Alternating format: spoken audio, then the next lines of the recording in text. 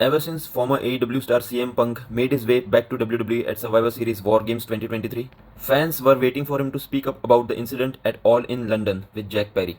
The wait is now finally over as CM Punk has now done a lengthy interview of the MMA Hour's Ariel Helwani and spoke up about his time in AEW. CM Punk took multiple shots at AEW, AEW's president Tony Khan, and many AEW stars as well. So let's talk about the most important comments that CM Punk made about AEW and WWE in his interview with the MMA Hour with Ariel Helwani. CM Punk discussed his return at WWE Survivor Series War Games. Here's what he said. To really get in, the action of it started the week of Thanksgiving. Punk received a call from Nick Khan and he was like he wanted to talk to Punk.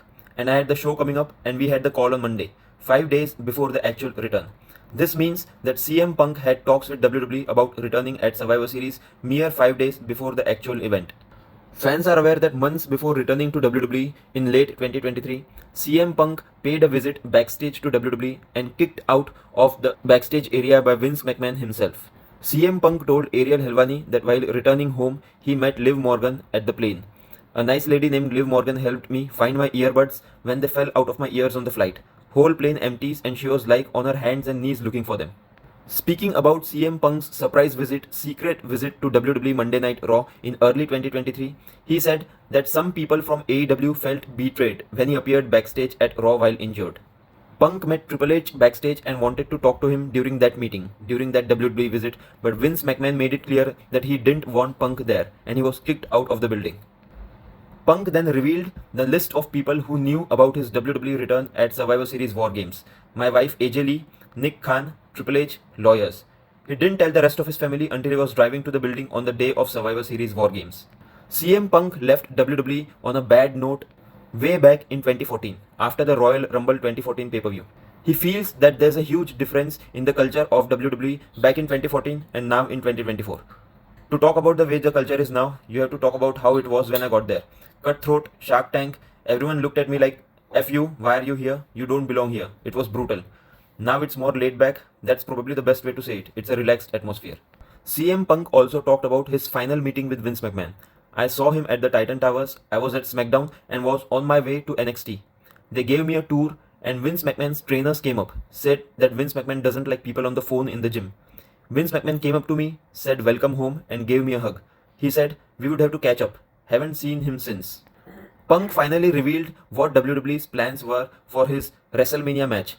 Punk was finally going to headline WrestleMania for the first time in his career.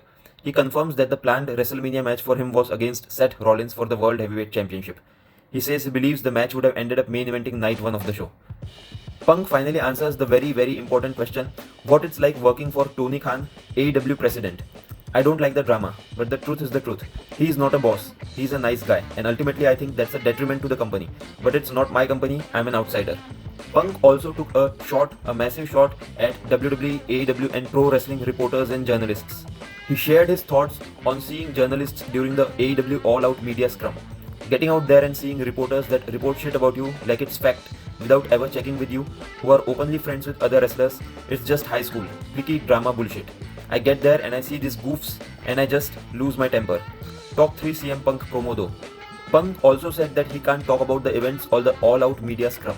I didn't have to sign an NDA for anything I did wrong. Punk also said that he's proud during his AEW run. I did cool stuff, I got to work with Sting. Like it's not even on the bucket list because you don't consider it a possibility. Punk then shared his thoughts on MJF, his biggest AEW rival.